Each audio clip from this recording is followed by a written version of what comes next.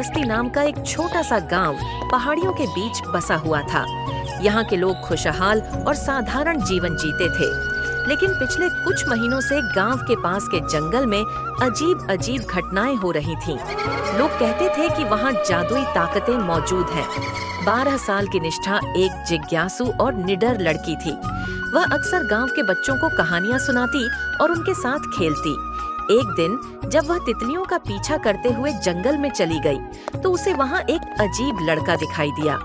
वह लड़का एक बड़े पेड़ के नीचे बैठा था। उसकी आंखें गहरी और चमकदार थीं और उसके हाथ में एक रहस्यमयी किताब थी। निष्ठा ने हिम्मत जुटाई और उसके पास जाकर पूछा, तुम कौन हो और यहाँ क्या कर रहे हो? लड़के ने मुस्कुराते हुए कहा, मेरा नाम आरव है। मैं यहाँ कुछ ऐसा तलाशने आया हूँ जो सिर्फ तुम्हारी मदद से मिल सकता है। मेरी मदद से? लेकिन मैं तो बस एक साधारण लड़की हूँ। निष्ठा ने चौंकते हुए कहा। आरव ने गहरी आवाज में कहा, तुम्हें अभी पता नहीं, लेकिन तुम्हारे अंदर एक खास ताकत है। तुम्हारा गांव खतरे में है और उसे बचाने का काम तुम्हारा है। आरव ने निष्ठा को बताया कि वह एक जादुई दुनिया से आया है। उसकी दुनिया को कालीधार नाम के एक खतरनाक जादूगर ने जाओ तबाह कर दो सब कुछ, जाओ। कालीधार की नजर इंसानों की इस बस्ती पर है। वह यहाँ की सभी खुशियों को चुरा लेना चाहता है और पूरे इलाके को अंधकार में बदलना चाहता है। अगर उसे रोका नहीं गया तो तुम्हारा गांव भी खत्म हो जाएगा, आरव ने गंभीरता से कहा। निष्ठा डर गई, लेकिन उसने हिम्मत दिखाते हुए पूछा, मैं क्या कर सकती हूँ? आरव ने कहा, तुम्हें और तुम्हारे दोस्तों को मेरी मदद करनी होगी। हमें जादुई पुस्तक में छिपे रहस्यों को ढूंढकर कालीधार को हराने का तरीका खोजना होगा। लेकिन याद रखना, यह रास्ता आसान नहीं होगा। निष्ठा ने अपने सबसे अच्छे दोस्तों अर्जुन और मीरा को साथ लिया। तीनों ने आरव की बातों पर भरोसा किया और उसके साथ जंगल की ओर निकल पड़े। जंगल में अजीब अजीब चीजें हो रही थीं। कभी पेड़ खुद बात करने लगते तो कभी झरने से आवाजें आती।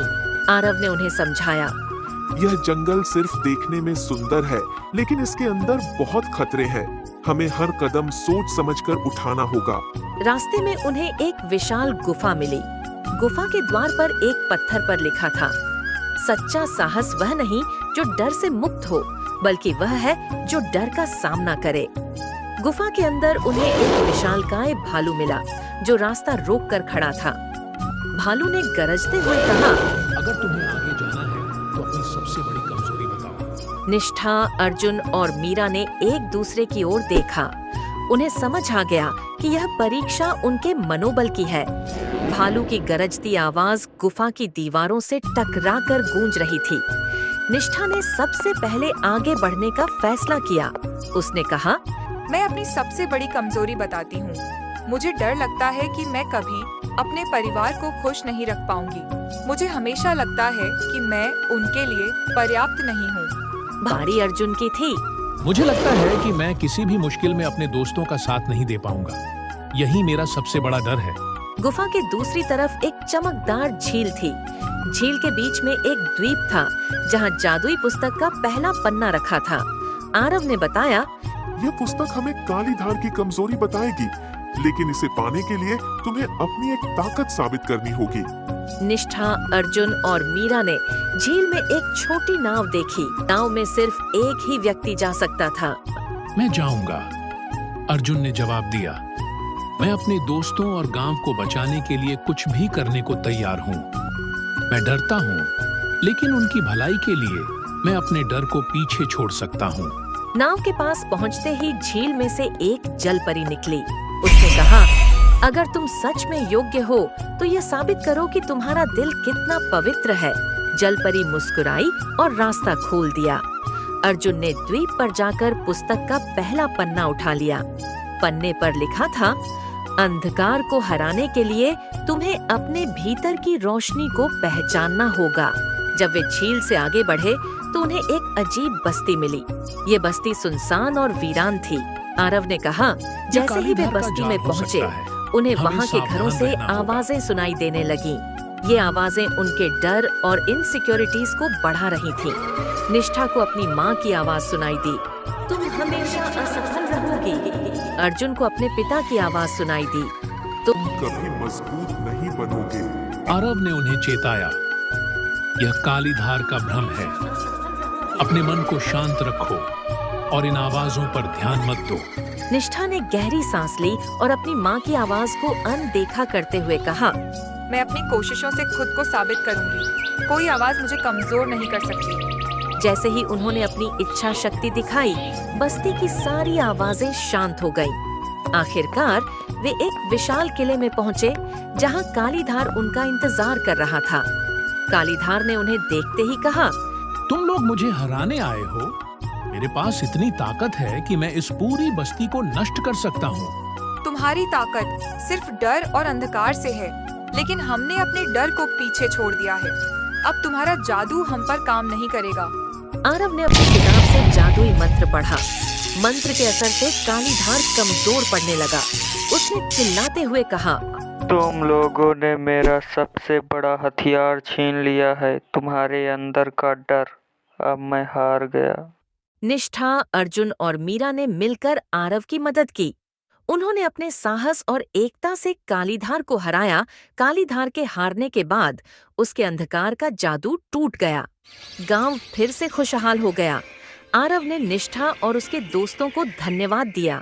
उसने कहा, तुम लोगों ने साबित कर दिया कि सच्ची ताकत डर पर विजय पाने और एक दूसरे का साथ देने में है। हमने सिर्फ तुम्हारी मदद की, लेकिन हमने बहुत कुछ सीखा भी। अब हम जानते हैं कि हमारे अंदर ही सच्ची ताकत है।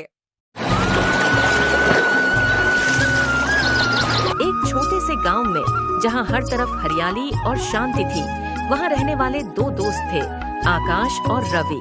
दोनों बचपन से साथ बड़े हुए थे। आकाश थोड़ा गंभीर स्वभाव का था, जबकि रवि हर बात में हंसी मजाक करने वाला। दोनों की दोस्ती पूरे गांव में मशहूर थी। एक दिन गांव के बाहर नदी के किनारे दोनों बैठे हुए थे। हल्की हल्की ठंडी हवा चल रही थी। आकाश कुछ गुमसुम सा लग रहा था। क्या हुआ आकाश? आजकल तेरा मन कहीं और ही रहता है। मुझसे कुछ छुपा रहा है? आकाश ने धीरे से मुस्कुराने की कोशिश की, लेकिन आंखों में हल्का सा दर्द झलक रहा था। नहीं यार, ऐसी कोई बात नहीं, बस कुछ सोच रहा था। आकाश कुछ पल चुप रहा, फिर उसने गहरी सांस ली। आकाश, रवि, मैं शहर जा रहा हूँ। शहर कब और क्यों? 2 दिन बाद माँ बाबा चाहते हैं कि मैं शहर जाकर नौकरी करूं। गांव में रहकर हम सिर्फ सपने देख सकते हैं, उन्हें पूरा नहीं कर सकते। रवि का चेहरा उतर गया। वह जानता था कि आकाश सही कह रहा है, लेकिन इस दोस्ती के बिना उसका दिल खाली सा हो जाएगा। तो फिर तू चला जाएगा और ये दोस्ती यहीं खत्म हो जाएगी? दोस्ती खत्म नहीं होगी रवि। मैं जब भी समय मिलेगा वापस आऊंगा, और फिर सपने पूरे करने के लिए बलिदान देना पड़ता है। रवि ने अपनी भावनाओं को छुपाने की कोशिश की। उसने आकाश की तरफ देखा और हल्के से मुस्कुराया। सपने पूरे करना जरूरी है, पर क्या सपनों में दोस्ती नहीं होती? अगर तू चला गया तो मैं यहाँ किससे अपने मन की बातें करूंगा? आकाश ने रवि के कंधे पर हाथ रखा। आकाश, तू मेरा सबसे अच्छा दोस्त है रवि। मैं तुझे कभी नहीं भूल सकता, और तू भी मत भूलना कि ये दोस्ती सिर्फ दूरियों से खत्म नहीं होती। दोनों कुछ देर चुपचाप बैठे रहे। सिर्फ नदी की आवाज सुनाई दे रही थी। आकाश ने अपना बैग उठाया और रवि से कहा, शायद ये हमारी आखिरी मुलाकात हो, पर यादें हमेशा जिंदा रहेंगी। तू अपना ख्याल रखना।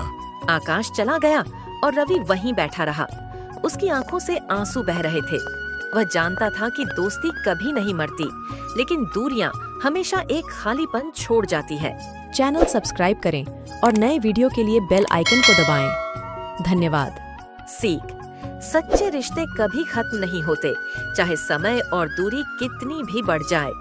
भावनाएं और यादें हमेशा उन्हें जिंदा रखती हैं।